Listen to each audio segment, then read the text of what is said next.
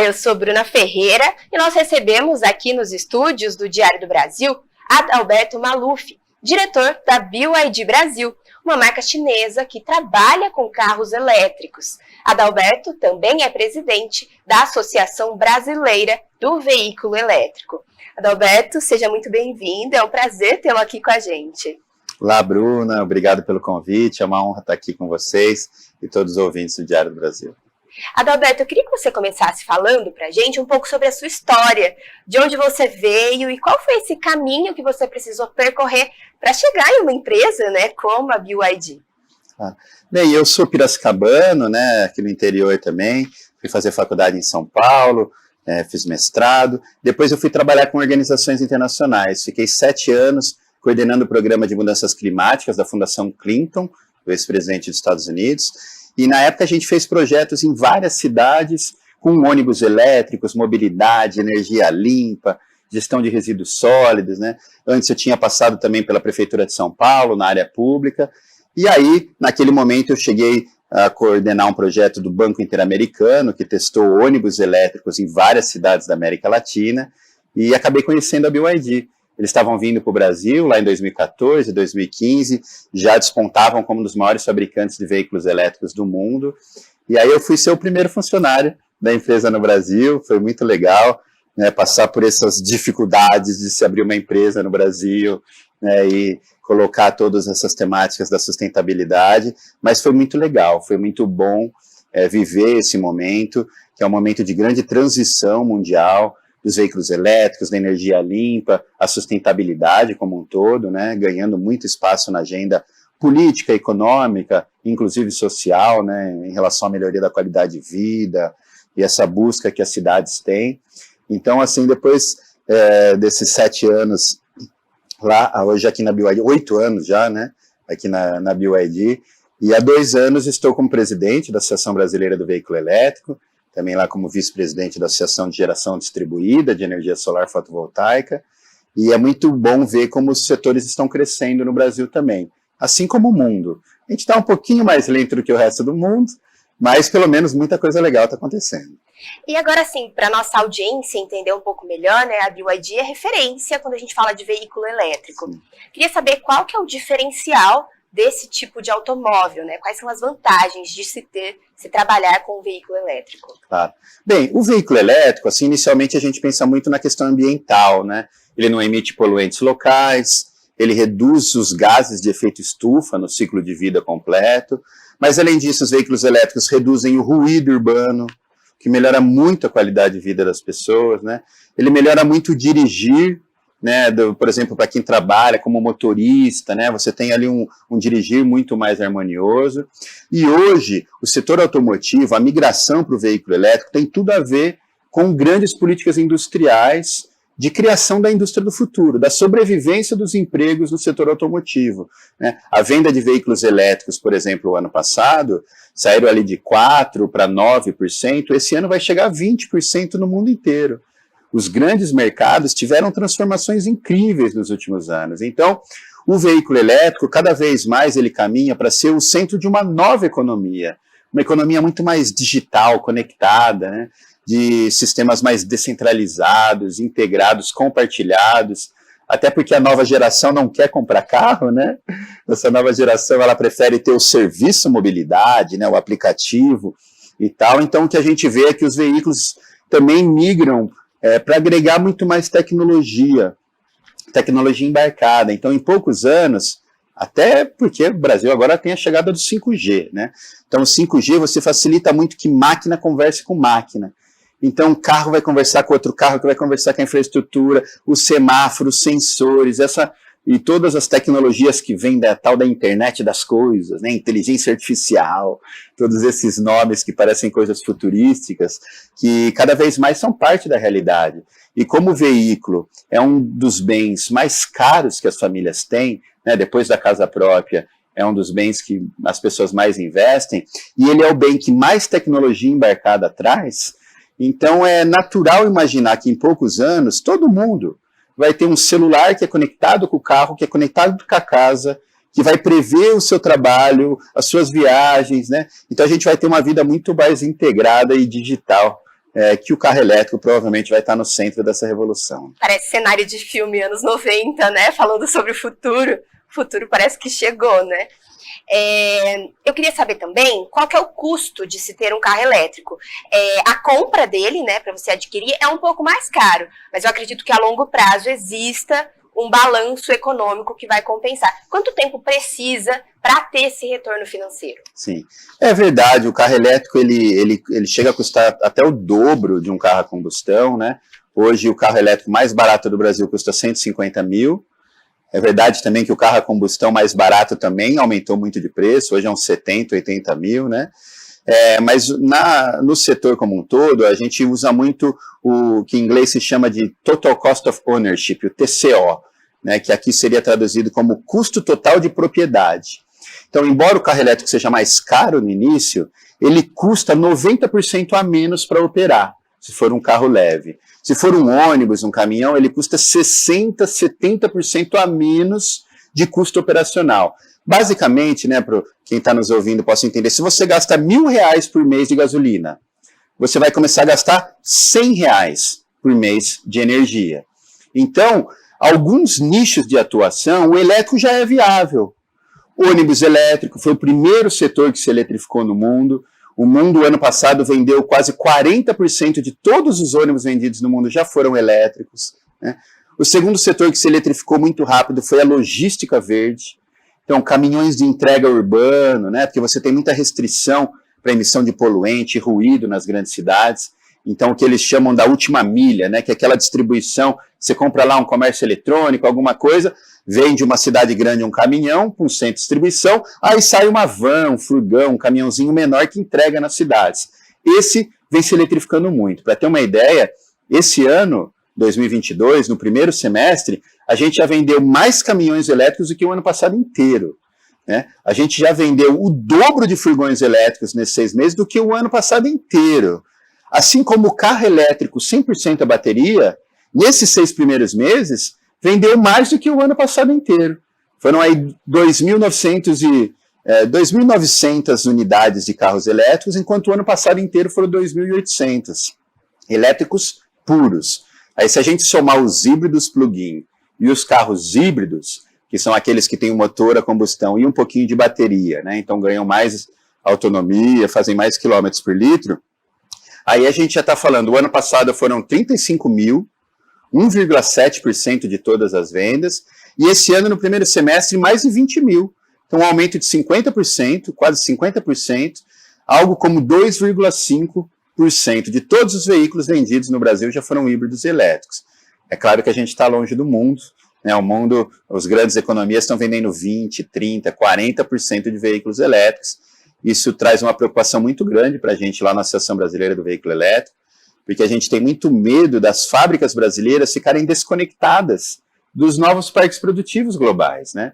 A gente teve nos últimos 4 anos, pelo menos 5 fábricas de veículos fechando, fábricas centenárias. A Ford estava no Brasil há mais de 100 anos, né? E simplesmente foi lá e fechou 2 fábricas, né?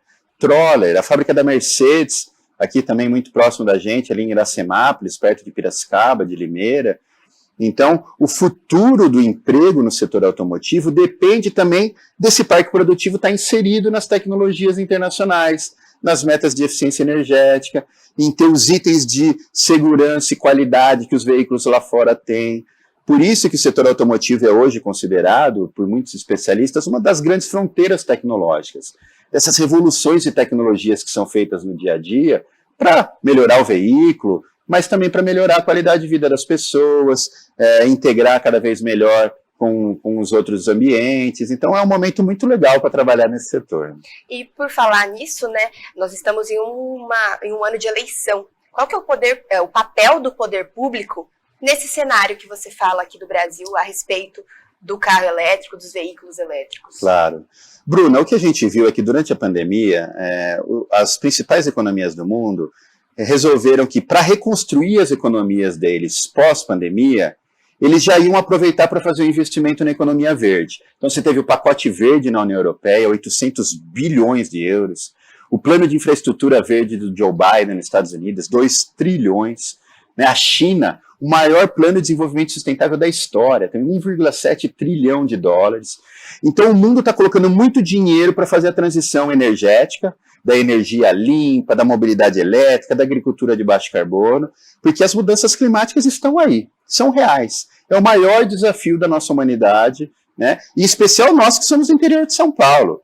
Aqui nós temos problemas de escassez hídrica muito grandes, né? Se a gente tiver o aquecimento global que é previsto para os próximos 50 anos, 100 anos, talvez não tenha água mais no interior de São Paulo, né? Então, a questão das mudanças climáticas, ela é muito importante para a agenda global. Então, o que o mundo fez? O mundo resolveu fazer política pública de gente grande mesmo. Política industrial, política de incentivo de compra. Todas as 20 maiores economias do mundo têm um plano nacional da eletromobilidade, com exceção do Brasil. Infelizmente, o Brasil, apesar de sermos líderes na energia limpa, temos uma matriz elétrica e energética muito limpa e renovável, temos o biocombustível etanol, que é o biocombustível mais eficiente do mundo, que gera muita renda, muito emprego, reduz a emissão de poluentes, e um parque produtivo instalado, seria muito fácil o Brasil fazer a transição para essa nova indústria. Que ela vai passar por uma transição do híbrido com o etanol, do híbrido flex, depois adensando a cadeia do lítio. O Brasil tem reservas estratégicas em Minas Gerais, começando agora a produzir lítio de alta qualidade para as baterias dos veículos elétricos. Então o Brasil tinha tudo para se beneficiar disso. Mas infelizmente a gente é o único país grande que ainda não tem uma política nacional. A gente tem um sistema tributário que penaliza o elétrico. Um carro elétrico paga o dobro de IPI do que um carro a combustão. Uma bicicleta elétrica, Bruna, paga 3 vezes mais IPI do que uma bicicleta comum. Isso não faz sentido em lugar nenhum do mundo, né? Especialmente quando a gente pensa pós-pandemia, a micromobilidade é uma das áreas que mais cresce. Você vai hoje em São Paulo, mesmo lá em Campinas, onde eu moro, cidades grandes, o número de gente com patinete elétrico, bicicleta elétrica, então a integração da micromobilidade, o transporte público, a melhoria do transporte público com ônibus elétricos, corredores de ônibus elétricos, você vê São José dos Campos, você vê Campinas, Bauru foi uma das primeiras cidades do Brasil a ter ônibus elétricos, né? Foi feita ali a primeira frota, né, ainda pequena, mas o que a gente precisa para ampliar, e acho que Bauru ficou muito presa também nesse desafio, é de uma política pública um pouco mais consistente, né? O que a gente vê pelo mundo é que os países que foram bem-sucedidos, em geral, eles têm o governo central como o grande indutor dessa visão de futuro, da onde a gente quer chegar. Então, o governo central, ele coordena, ele financia, ele ajuda os esforços dos governos subnacionais, dos governos, das prefeituras, do setor produtivo, da academia e da sociedade civil como um todo. Mas, infelizmente, eu acho que no Brasil a gente não está conseguindo coordenar muito bem as políticas nos diferentes níveis de governo. O setor privado faz muita coisa. Eu comentei que a logística verde é a que mais cresce no Brasil, né? E é verdade, a gente vê as empresas de comércio eletrônico, então Magazine Luiza, Loja Americana, Amazon agora, DHL, Mercado Livre, todo mundo com frota de veículos, né? Aplicativos, a 99 começando um trabalho muito grande, né? Você tem empresas de bebida, então desde uma Ambev, da Heineken, Coca-Cola, JBS, todo mundo tentando fazer. Só que eles fazem muito mais pela liderança que as empresas querem ocupar, né? A tal agenda ESG, né, agenda ambiental, social, de governança que todas as grandes empresas do mundo têm, elas fizeram com que elas assumissem compromissos. Então, apesar de não ter uma política pública estruturada no Brasil, as coisas estão avançando aos poucos porque as empresas trouxeram para si, né? Eu participo das COPs há muitos anos, né? Desde ali da COP de Paris, por exemplo, quando foi feito o Acordo de Paris, o Acordo Climático, né? Acompanhei várias outras COPs, e o que a gente vê é que quase sempre quando governos daqueles países não têm uma atuação tão forte, por exemplo, o Brasil, nos últimos anos, o Brasil não foi mais uma grande liderança na questão climática, né? A gente, infelizmente, teve um aumento grande do desmatamento nos últimos anos, né? Já vem aí de uns 4, 5 anos, mas nos últimos 3 anos piorou um pouco o desmatamento. Então, você vai lá numa COP, né, nesses eventos internacionais, como o governo central, o governo brasileiro não aparece, não está muito lá, quem está lá são as grandes empresas brasileiras. Então, você tem muitos painéis, em todos os painéis de debate tem lá uma empresa brasileira, uma liderança da sociedade civil brasileira. Então, por um lado, é muito legal, que a gente cria um ecossistema muito forte no Brasil, no sentido de ter uma agenda de futuro. Então, eu acredito que, brevemente, a gente vai conseguir colocar aí todos esses atributos, né, próximos, para que o Brasil possa desempenhar um papel melhor, porque a questão climática, a questão ambiental, né, ela não é um falso dilema em relação ao crescimento. Né? Ainda tem muita gente que tem essa visão, não, o meio ambiente, o desenvolvimento, é mais importante crescer e gerar emprego do que preservar o meio ambiente. Muito pelo contrário, o que a gente vê é que o mundo decidiu há muito tempo, e os resultados estão aí, que é o desenvolvimento sustentável que é a chave para o crescimento econômico. Porque o desenvolvimento que não leva em consideração as questões ambientais e sociais, ele é o tal do voo da galinha. Ele é um crescimento muito rápido que depois ele cai, porque ele não tem uma base de sustentação, seja na sociedade, seja pelas externalidades que ele gera para todos, né? Então, hoje o desenvolvimento sustentável é o grande mote do crescimento global, a economia verde, né, o que eles chamam da green economy, né, é praticamente assim, o foco de todos os grandes governos. Você pega no Reino Unido, nos Estados Unidos, na China, você tem ministérios, departamentos com centenas, milhares de especialistas pensando em como transformar todas as atividades na tal da economia verde. Porque quando a gente fala, por exemplo, da economia criativa, que é o setor que mais vai crescer, a economia global, né, essa economia digital, a economia criativa basicamente é a economia das ideias, né, valorizar o talento das pessoas para criar novas ações, novos produtos, novas startups, novos aplicativos que vão melhorar serviços, produtos, para melhorar a qualidade de vida das pessoas. Então, para a gente ter essas ideias novas, desses novos setores que estão revolucionando o mundo, a gente precisa que esses setores cresçam. Porque se você não tiver veículo elétrico na rua, não vão ser startups brasileiras que vão criar soluções e tecnologias para os veículos elétricos, né? Do mesmo jeito que se não for, se a gente não conseguir continuar a fazer a transição para uma agricultura de baixo carbono, uma agricultura mais sustentável, provavelmente no futuro o consumidor europeu não vai querer consumir mais um produto brasileiro porque ele vai ser atrelado. A gente sabe que não é verdade. Sabe que a produção, por exemplo, aqui no interior de São Paulo, ela é extremamente sustentável.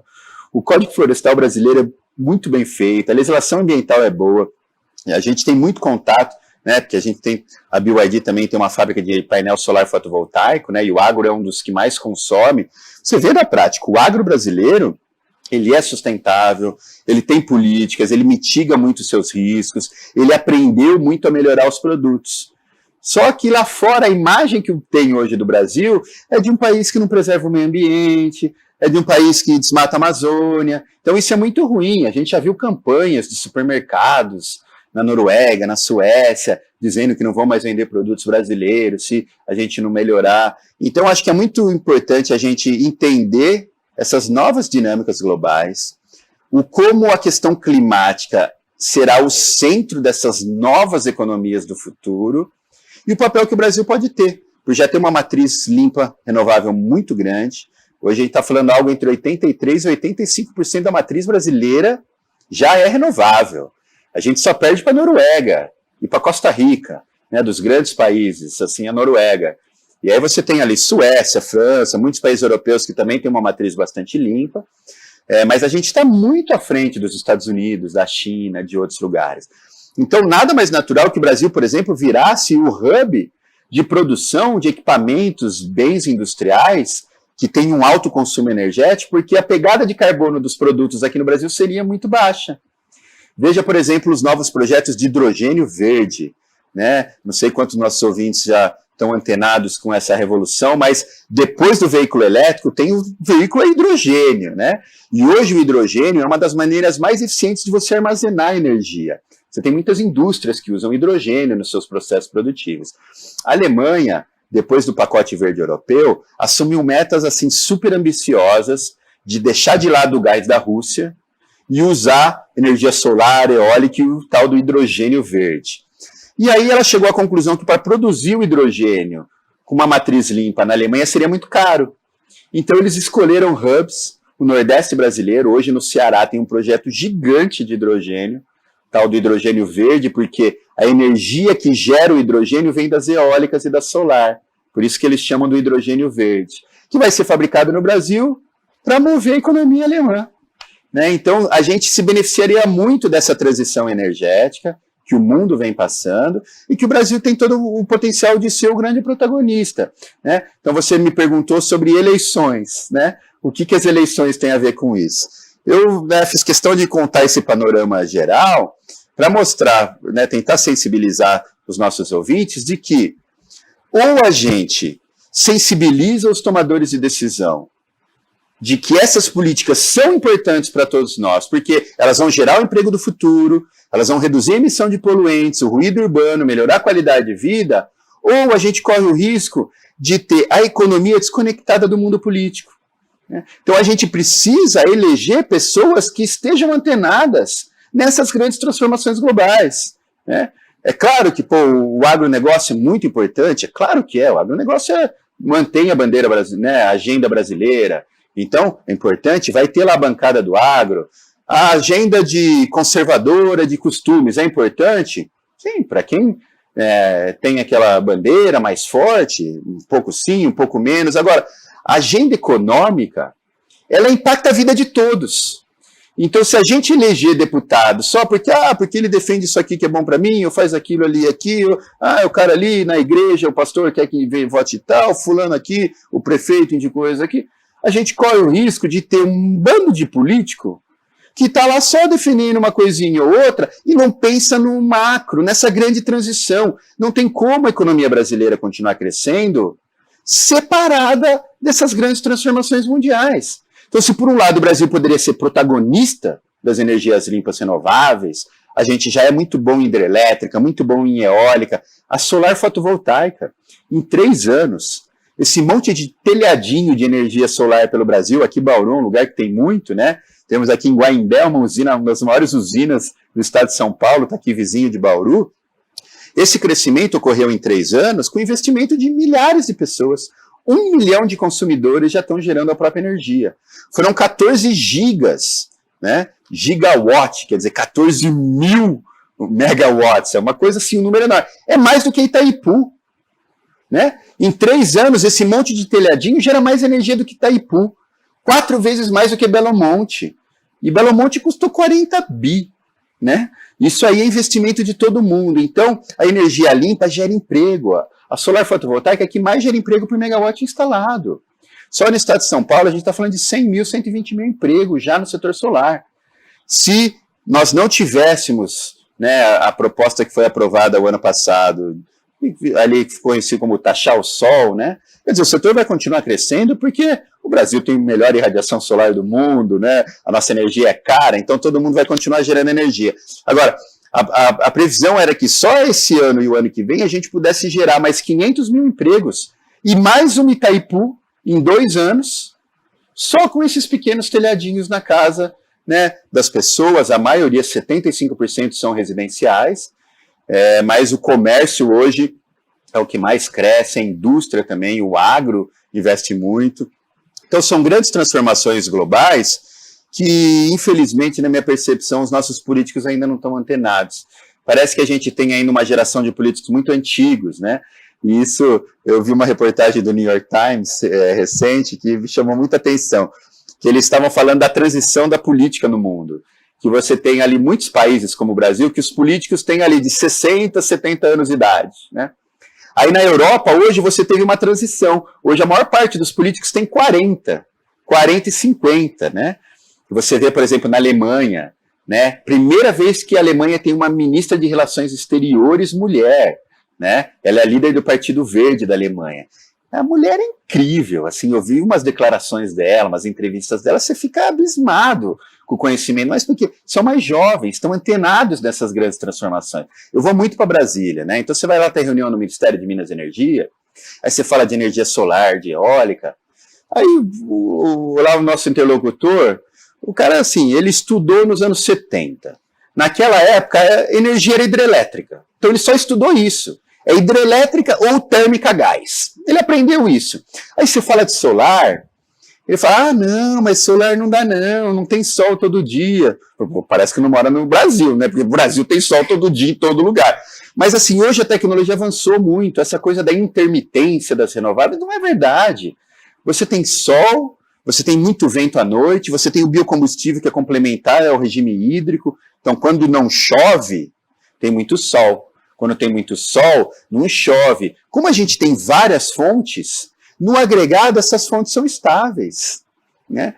Só que é muito difícil convencer um cara que a vida inteira foi tem que fazer hidrelétrica, tem que fazer hidrelétrica. Então, quando você continua com uma política dessa, é por isso que a energia do Brasil é tão cara. Não sei se você sabe, Bruna, mas o Brasil tem a segunda conta de energia mais cara do mundo. Não faz sentido nenhum. Se a gente tem uma matriz de hidrelétrica, olha as hidrelétricas que tem aqui no interior de São Paulo. Você acha que faz sentido a gente pagar a conta de energia que a gente paga? A gente é um dos maiores produtores de etanol do mundo.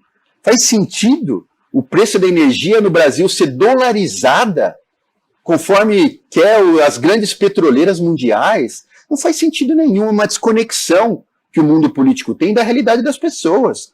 Porque quando a gente fala que aumenta a energia solar distribuída no pequeno telhadinho da Dona Maria aqui em Bauru, né, do mercadinho do Seu João, né, lá em Jaú, a gente está desligando as térmicas a gás, que custam mais caro. Aquela bandeira vermelha, lembra que aumenta a nossa conta? Tem a ver com essas térmicas, que os caras do governo querem ligar, não porque precisa ligar, mas porque ali tem os interesses, as empresas, os lobbies da ineficiência que fazem as térmicas ficarem ligadas. Aí eles criam propostas, como foi aprovado agora, de taxar o sol. Então, a partir de janeiro do ano que vem, por exemplo, eu lá na minha casa, né, lá em Campinas, eu gero energia para minha casa, praticamente 100% do meu consumo eu gero, então eu só pago os encargos, as taxas, ICMS e tal. O excedente eu abato de outra residência, e então eu gerei 100, compensei 100, né, e só pago ICMS, e os outros encargos eu pago uns 30% de imposto. A partir de agora não, a partir do ano que vem eu vou gerar 100, e eu vou ter que pagar antes dos impostos 4% para o fio da distribuidora, depois mais 4% o fio da transmissão, depois mais 4%. Então, assim, mesmo melhores das políticas que estão crescendo no Brasil, parece que os lobbies da ineficiência são muito rápidos em arrumar maneiras de ganhar um pedacinho daquilo em vez de deixar para a sociedade. Porque o Seu João, aqui no mercadinho aqui de Bauru, ele fez um investimento para a usina solar. Em 4 a 5 anos, aquele investimento vai ser pago. Então, o custo do mercado dele, que hoje 20% do custo do mercadinho dele é energia elétrica, daqui a 5 anos, não vai ter mais esse custo. Então, ao reduzir o custo dele, ele vai poder reduzir a margem dele e vai vender produtos mais baratos, né? Então, assim, reduzir a conta de energia é gerar o crescimento, porque sobra dinheiro no bolso das pessoas, que vão consumir mais produtos e serviços na sua cidade e vai movimentar a economia. Né, os serviços hoje é a grande parcela do PIB, da geração de emprego, é serviços, né? Serviços como um todo nas suas diferentes áreas. Mas o que gera renda, o que gera riqueza é a indústria. Porque a indústria paga um salário mais alto e a indústria cria produtos. Ela pega uma matéria-prima, agrega valor e tem um produto de maior valor depois. Então, na medida com que a gente esteja deixando a nossa economia assim tão solta, tipo, as coisas vão indo sem fazer nada, se tivesse tudo bem, se a economia mundial estivesse crescendo, se não tivesse guerras, não tivesse uma pandemia, tudo bem. Ter ali um monte de político que não está pensando no futuro, cada um só pensando na verbinha. Eu transferi dinheiro para comprar uma ambulância na cidade tal, mandei dinheirinho para fazer não sei o que na cidade Y. O dinheiro ia chegar de qualquer jeito, concordo, né? O dinheiro para Santa Casa, se não for a indicação dele, a secretaria tem que dar o dinheiro do mesmo jeito, né? Mas os políticos ficam pensando nessas besteirinhas e não fazem as políticas industriais que precisam ser feitas, manter o emprego nas indústrias que já existem na sua cidade, fazer essa transição para gerar renda e emprego para o futuro. Hoje, uma das preocupações nossas lá na Associação Brasileira do Veículo Elétrico é que não tem mão de obra qualificada, né? Para fazer instalação de carregadores, manutenção de veículos. Você fala, pô, mas não faz sentido. O Brasil é um país jovem, muita gente sendo formada. Como que não tem mão de obra qualificada? Aí você vai ver o que a gente está ensinando para os nossos estudantes nas escolas, não tem nada a ver com as habilidades que vão ser requeridas deles para trabalhar no futuro. E eu não falo só daqueles estímulos da primeira infância, né, dos estímulos cognitivos, interpessoais que a gente precisa ter para a criança crescer com um raciocínio mais abrangente, né? A gente sabe que o estímulo da primeira infância é o mais importante. Se você não tiver o estímulo certo na hora certa, estímulo musical, o estímulo esportivo, de habilidades, aquela criança vai ter um déficit muito grande em relação a outras no futuro, né? A gente sabe disso. Mas deixa a primeira infância de lado. Pensando ali no jovem que está ali de 15 anos a 18 anos, no ensino médio, no colegial. Você tem um monte de setores crescendo, tecnologia de informação, né, todas essas áreas tecnológicas, e não tem mão de obra. Então tem alguma coisa errada, né? Porque a gente não está criando política industrial, a gente não está fazendo a política educacional antenada. Por exemplo, esse ano, né, saiu aí na imprensa, acho que foi uma reportagem da Folha, a gente tem o pior orçamento de ciência e tecnologia dos últimos 13 anos. Vai ver a China, a Alemanha, a Europa como todo, Estados Unidos, o orçamento de ciência e tecnologia todo ano aumenta. O investimento em educação todo ano aumenta. A gente tem o pior orçamento. A pandemia fez o Brasil retornar 10 anos nos índices de educação. A pandemia na Europa fez recuar 1 ano só. Né? Por quê? Porque lá as coisas continuaram, porque lá tem o investimento certo. A gente fechou tudo, a economia, porque tinha que fechar, porque tinha pandemia.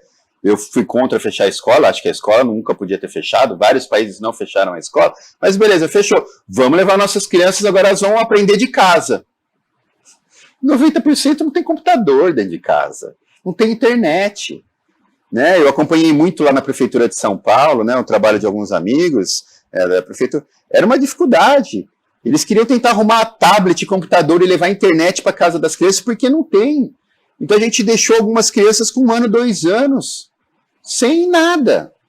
Né? Isso vai gerar um gargalo para o futuro muito grande. Então, é difícil o Brasil se inserir na nova economia, na economia criativa das indústrias do futuro, se a gente não tem o jovem qualificado. Então, imagina só o risco que o Brasil corre hoje, de ter uma geração de pessoas que nem vão trabalhar e nem vão estudar, que vão ser pessoas que vão estar lá, que precisam de apoio, né? Porque a pobreza está aumentando, o Brasil hoje tem 33 milhões de pessoas passando fome, e toda aquela história a gente conhece, a dificuldade, a inflação e tudo mais. Mas aí eu tenho demanda aqui para crescer alguns setores da economia que precisam crescer, mas eu não vou ter mão de obra qualificada para fazer. Então, assim, eu acho que a gente tem que tentar sensibilizar a sociedade civil, porque é ela que exige, a população que exige dos políticos depois, que, tem alguma coisa acontecendo no mundo. Tem transições tecnológicas muito grandes, teve uma pandemia, a gente não pode fingir que nada aconteceu. Aconteceu muita coisa. A gente precisa rapidamente entender os nossos problemas para ter um plano de ação. E é isso que falta. Quando, né, assim, todas as entrevistas, a gente lá como Associação Brasileira do Veículo Elétrico, você vai ver lá e tal, qual é o problema, o que precisa ser feito? A gente sempre fala, precisa de uma política nacional da eletromobilidade. É uma política que coordene os esforços do setor privado, dos governos subnacionais, da academia, do setor esportivo. Então, assim, é o passo número 1. É o plano, é a visão de futuro. Mas isso é muito pouco, né? Porque além do plano e da visão de futuro, tem centenas de ações que precisam ser feitas, muito complexas, muito difíceis, que a gente nem chegou nesse estágio. A gente está aqui em cima ainda, só pensando qual é a visão de futuro para o país. Nós vamos dar uma pausa aqui na nossa conversa para ir para o intervalo rapidinho. A gente volta daqui a pouco. Nós voltamos do intervalo, eu estou aqui com o Adalberto Maluf. Quanto tempo é necessário para o Brasil conseguir avançar nesse sentido, né? Assim, com base na sua experiência mesmo. Vendo esse cenário que a gente tem hoje, que parece que a gente está andando na contramão, né, de tudo que o mundo tem feito. Olha, por exemplo, no caso dos veículos elétricos, a Agência Internacional de Energia diz que 2025 vai ser o ano da virada.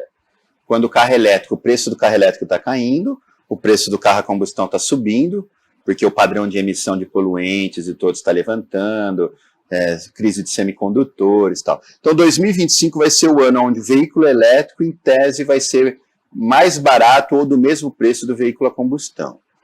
Então, assim, está falando de 2, 3 anos para uma grande transição. O que a indústria global está fazendo? Correndo muito rápido para produzir esses veículos no futuro. O Brasil, claro que tem uma situação diferente para a gente ter o etanol, né, que é um biocombustível limpo, renovável, que também gera muito emprego, mas não tem como a gente ficar desconectado. Por isso que é importante a gente fazer essa transição, né, de, já que em 2025 o carro elétrico vai ser mais barato, vamos produzir o híbrido flex por enquanto, vamos adensar a cadeia para a gente ter fabricante de autopeças, porque em 2025 vai ser esse ano da grande mudança e o mundo já vai estar pronto, né? Se você tinha previsões antigas, eu lembro lá na COP de Paris, né? A gente corria atrás de prefeitos e tal para assinarem acordos que eles chamavam de 30-30, que era 30% de veículos elétricos em 2030. Era uma meta tão assim, inatingível, porque não vendia nem 1% de carro elétrico no mundo. Então eu lembro, assim, os prefeitos, não, como é que eu vou assumir um compromisso com uma meta dessa? 2030, a gente não vai ter, tá? A China saiu de 3% de carro elétrico para 13% o ano passado. No primeiro semestre desse ano vendeu 31%. Então a meta que era 2030 ter 30% foi atingida agora em 2022. E a China é o maior mercado de carros do mundo, né? A Europa colocou o prazo final, 2035 não vende mais carro a combustão.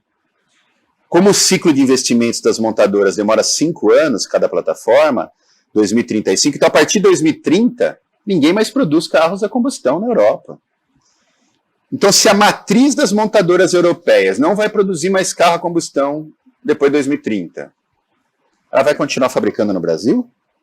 Se a matriz teve que mudar porque a China, Estados Unidos e a Europa já estão só no elétrico?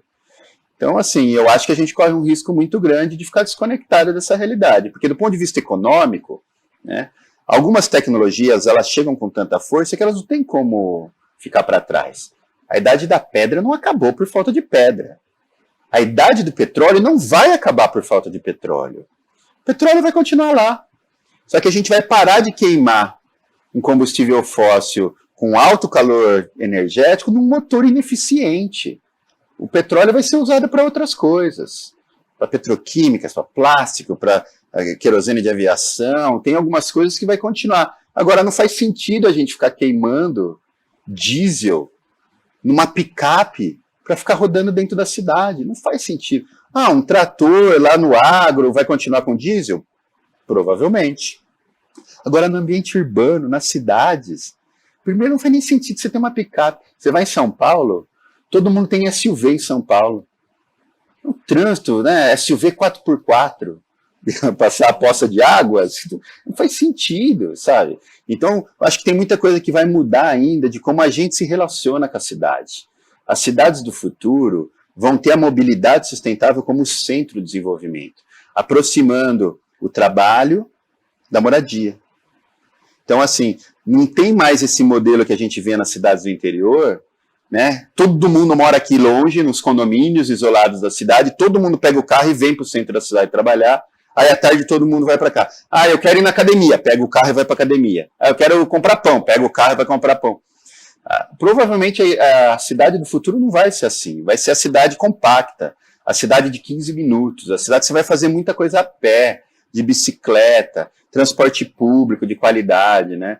Eu acho que a sobrevivência das cidades no futuro tem a ver com a qualidade do transporte, porque uma cidade que não tiver um bom sistema de mobilidade, que você fique lá naquele trânsito barulhento, com ruído, perca 1 hora no trânsito, meia hora para ir daqui até ali, os jovens talentos que estão criando essa economia digital do futuro, não faz sentido ele morar ali.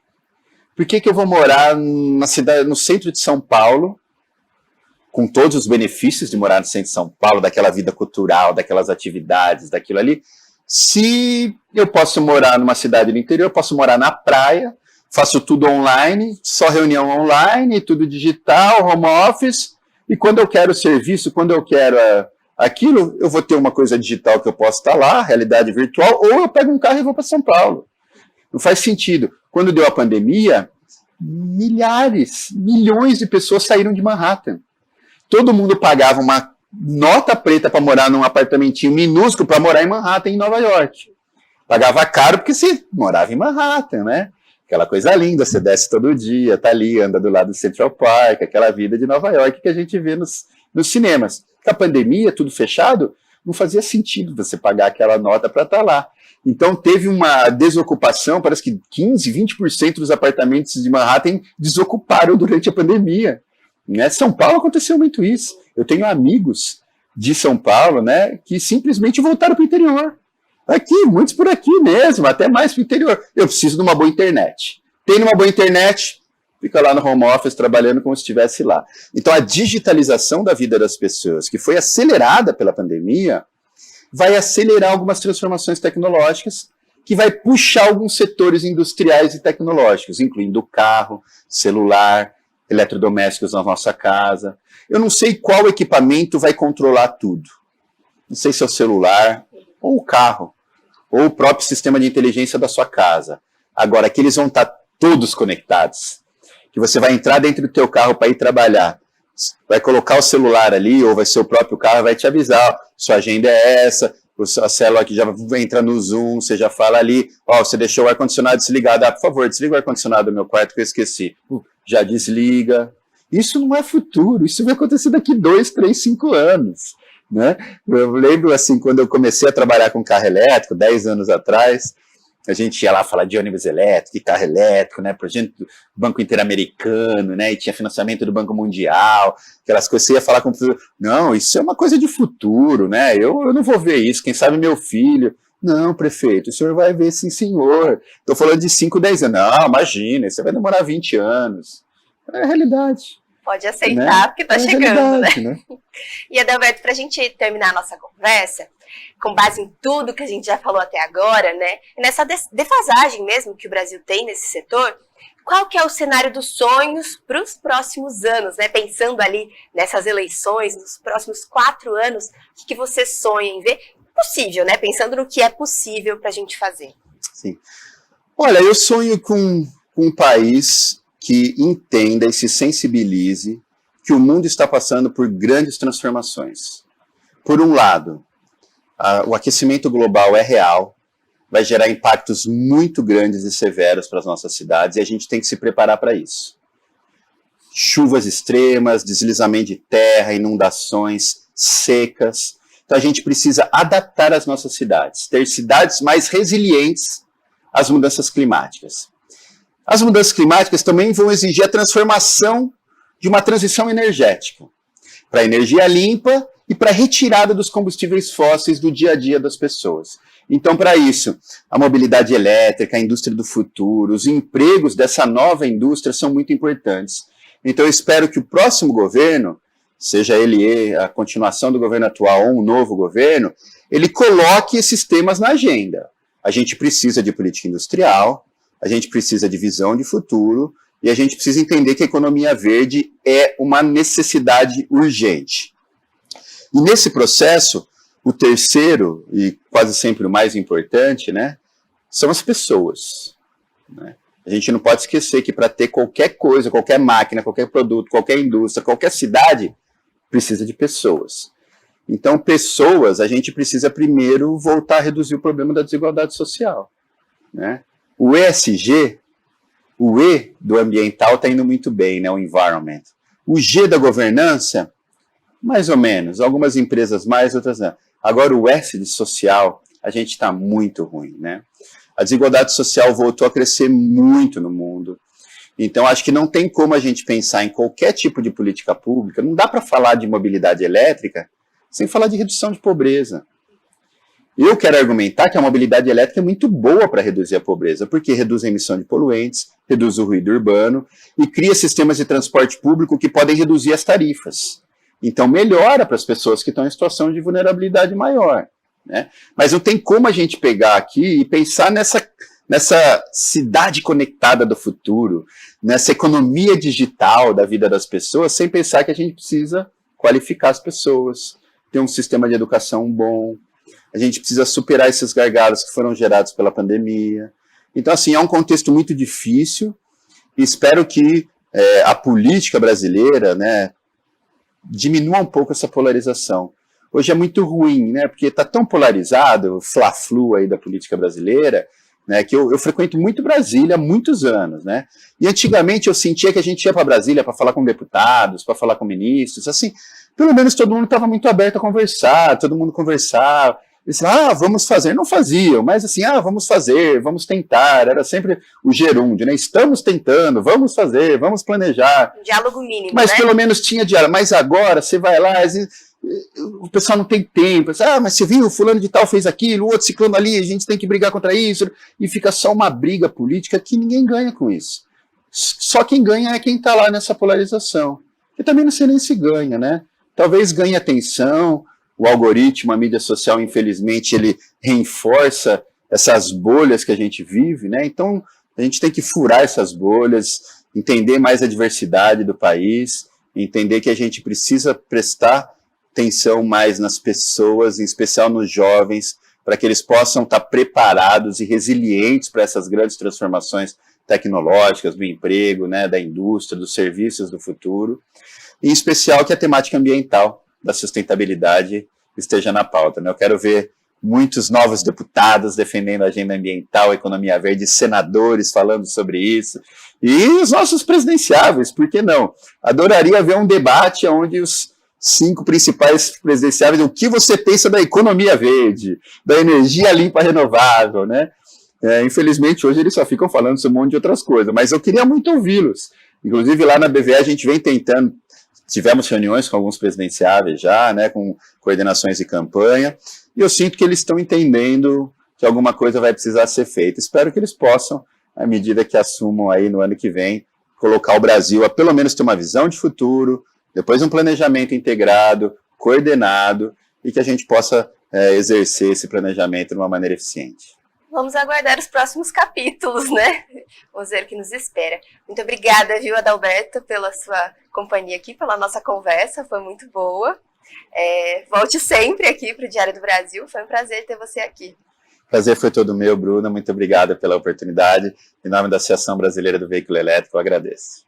Obrigada a você também pela sua companhia. Continue ligado aqui na nossa programação, viu? Até mais!